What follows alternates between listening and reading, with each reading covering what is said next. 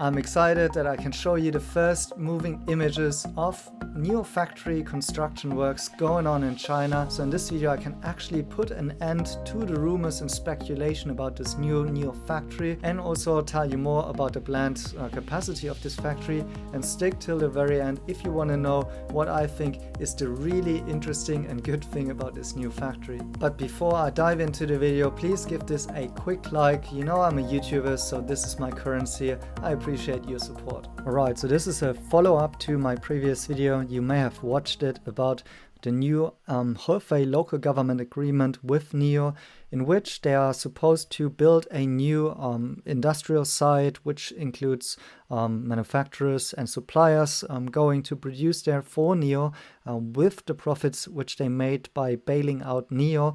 And I had some speculations that this could actually include a new factory for NIO.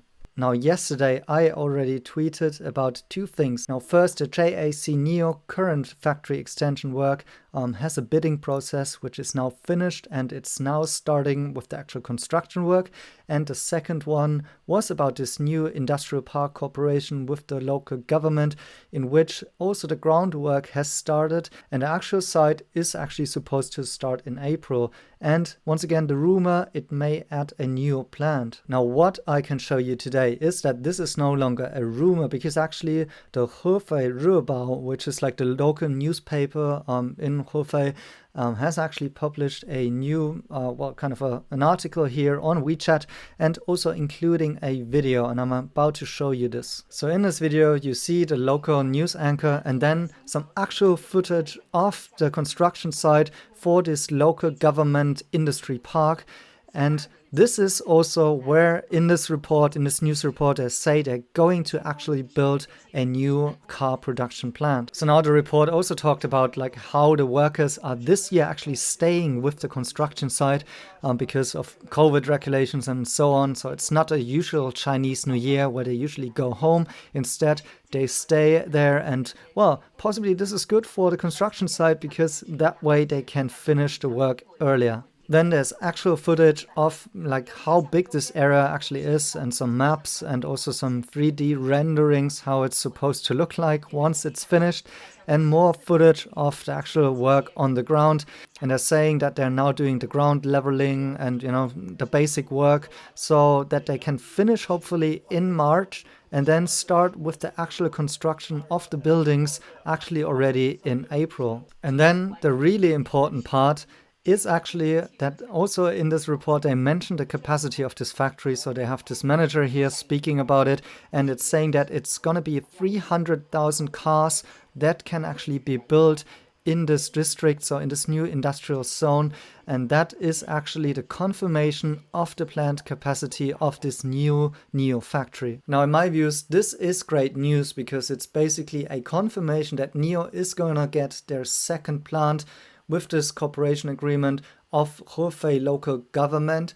And so this really works out the way I was reading the Hefei agreement. So first, NIO with the JAC NIO partnership is having the current plant, in which they are currently kind of scaling the production to the capacity, the current capacity of 150,000 cars annually produced. I think we'll get there in 2021. And then additionally, as shown before, there is the extension work with this plant going on. So basically, I think they will go to double the capacity to 300,000 cars at this current NIO JAC plant. And then the footage that you saw today is about this new NIO industrial zone, in which now we see there should be a second plant also with an annual capacity of 300,000 cars produced. So that in total should enable NIO to produce 600,000 cars annually. And on a timeline, I think it's possible that they may finish the construction and that cars are coming out of this plant maybe by mid next year or by the end of next year. So my views and readings of all of this, it means that NIO will have kind of two plants, two locations. Both of them are not owned by NIO, but in this partnership model. Maybe the plant for the local government that they are building is kind of owned by NIO, but I think actually the good news around this is that NIO NIO is possibly not going to have to pay for it in a sense how other car manufacturers are building their plants.